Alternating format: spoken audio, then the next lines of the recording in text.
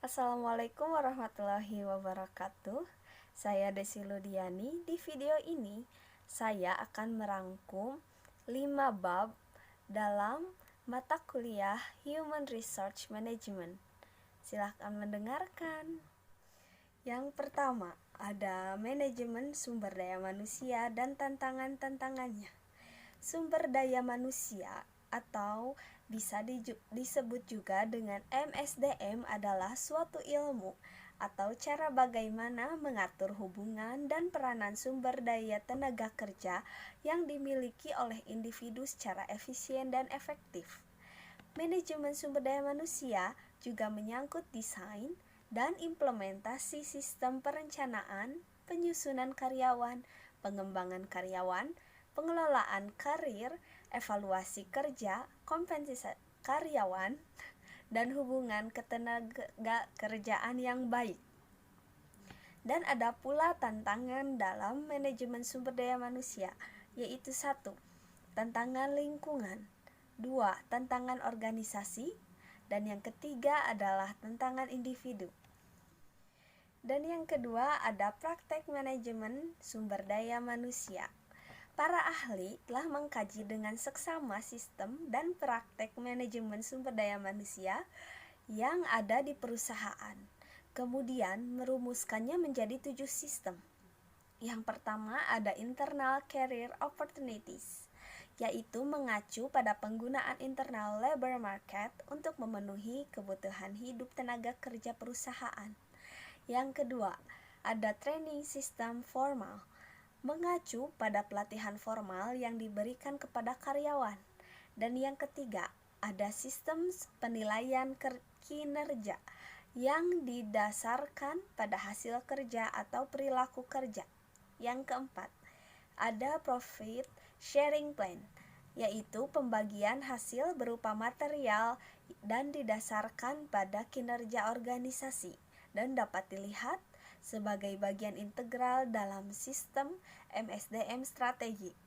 Yang kelima, ada employment security, yaitu sejauh mana pemberi kerja memberikan jaminan kerja bagi karyawan akan memberikan banyak implikasi strategik, walaupun dalam kondisi ekonomi yang karyawan telah bekerja lama di perusahaan dan tidak terbatas dari kemungkinan untuk di PHK. Yang keenam ada voice mechanism, yaitu bentuknya adalah formal, grievance system, dan partisipasi dalam pengambilan keputusan. Yang ketujuh ada job definition, yaitu pendefinisian jabatan yang jelas akan membantu karyawan memahami tugas dan fungsinya secara baik. Dan yang ketiga ada analisis dan desain pekerjaan.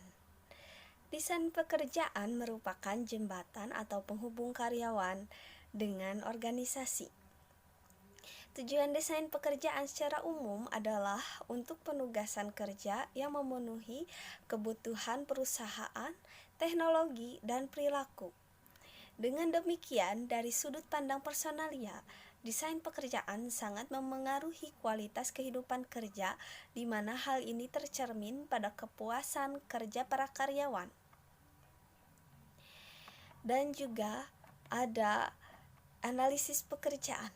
Analisis pekerjaan adalah sebuah proses untuk mengidentifikasi dan menentukan secara rinci tugas dan persyaratan pekerjaan tertentu secara kepentingan yang berkaitan dengan tugas-tugas atau jabatan pekerjaan tertentu. Analisis pekerjaan ada tujuannya, yaitu 1. Job description yang berisi informasi pengidentifikasian pekerjaan, riwayat pekerjaan, kewajiban-kewajiban pekerjaan, dan pertanggungjawaban. Yang kedua, ada job classification, yaitu penyusunan pekerjaan-pekerjaan ke dalam kelas-kelas atau kelompok-kelompok. Dan yang ketiga, ada job evaluation, yaitu prosedur pengklasifikasian pekerjaan berdasarkan kegunaan masing-masing.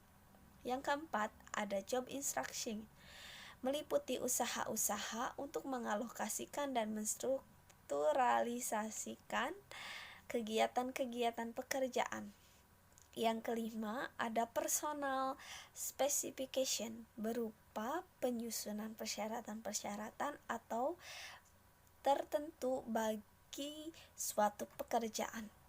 Yang keenam, ada performance appraisal, yaitu bertujuan penting daripada penilaian performasi ini adalah dengan maksud mempengaruhi dari para pekerja melalui keputusan-keputusan administrasi.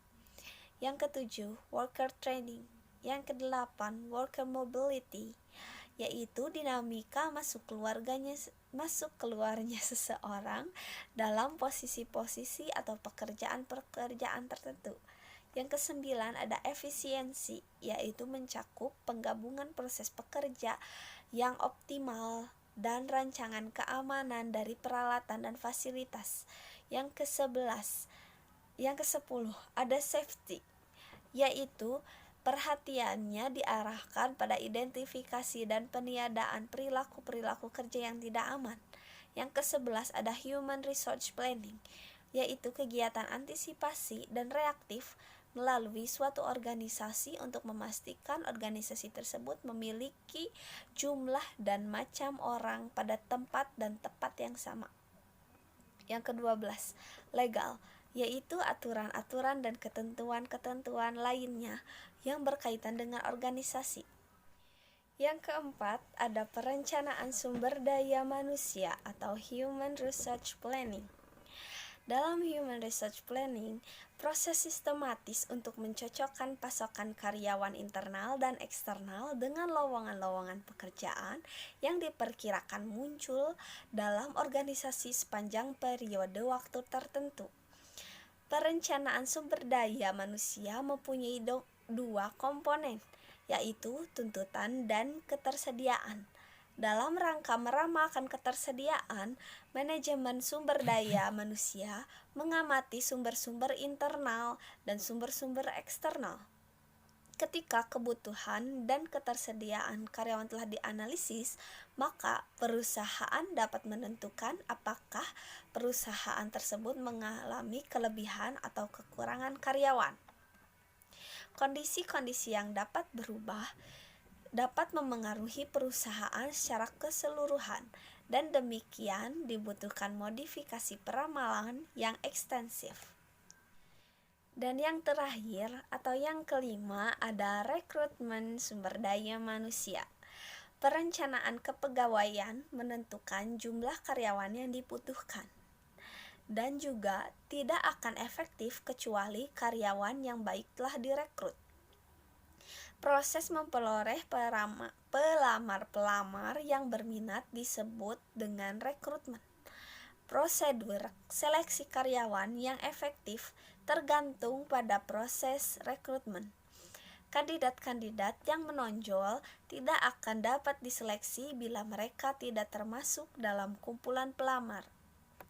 Rekrutmen adalah serangkaian aktivitas mencari dan memikat pelamar kerja dengan motivasi, kemampuan, keahlian, dan pengetahuan yang diperlukan guna menutupi kekurangan yang diidentifikasi dalam perencanaan kepegawaian. Ada juga organisasi ingin menunjukkan bahwa mereka merupakan tempat kerja yang baik. Mereka ingin mendapatkan sinyal-sinyal dari pelamar-pelamar yang memberikan gambaran sejujurnya nilai potensial mereka kelak sebagai karyawan.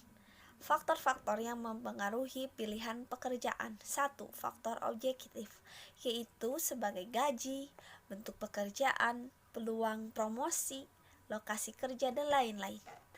Yang kedua, ada faktor perekrutan, kesopanan, status, kompetensi perekrutan, kecepatan respon, dan lain-lain.